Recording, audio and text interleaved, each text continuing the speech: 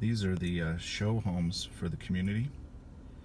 This is what the builder presents and sells you on, and this is what you eventually purchase.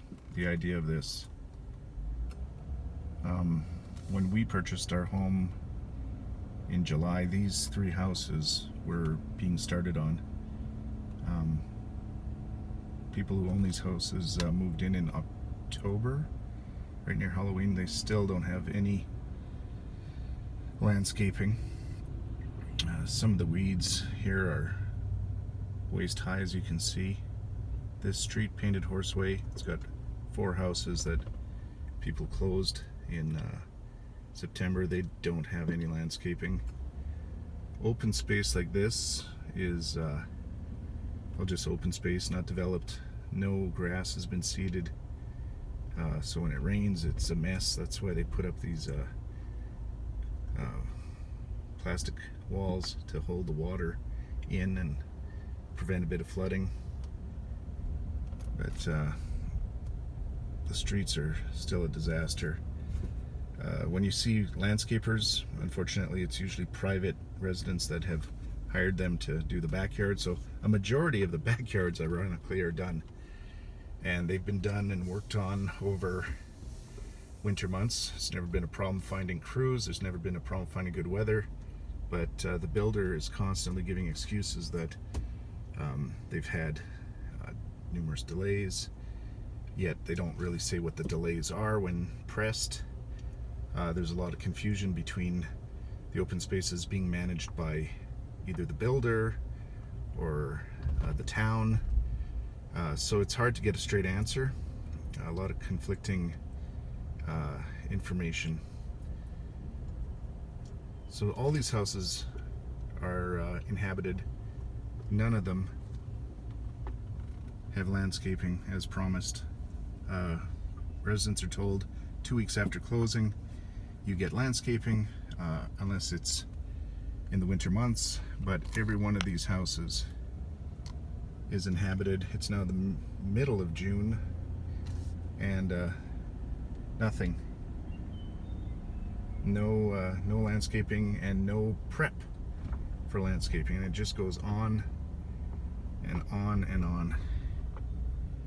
I counted 89 houses. So you'd think there'd be a lot of people up in arms, and there are, but unfortunately a lot of them are what are referred to as keyboard cowboys. They talk about protesting outside of the show homes, and there's talk of class action lawsuits, but then when you contact them to say that the Denver Channel would come out and do a story, they all kind of balk. They don't want to comment publicly because, and I understand this, a lot of people have issues not only in their front yard but inside their home. Things that are improperly installed, floors that have issues, you name it, new construction, that's normal. And a lot of these owners want those things resolved, and they don't want to rock the boat with the builder. So getting people to talk to a reporter is proving quite difficult. Coming around this corner, these homes do not count. These homes are under construction, not inhabited, so of course the front yards are not done, but that's normal.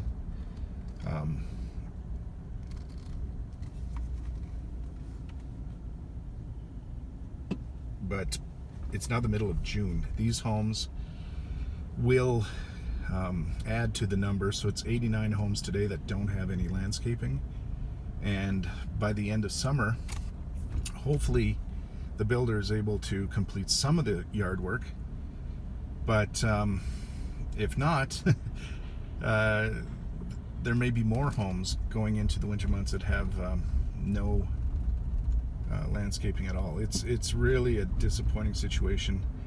It's very disappointing that people don't want to talk publicly because they're kind of hostage.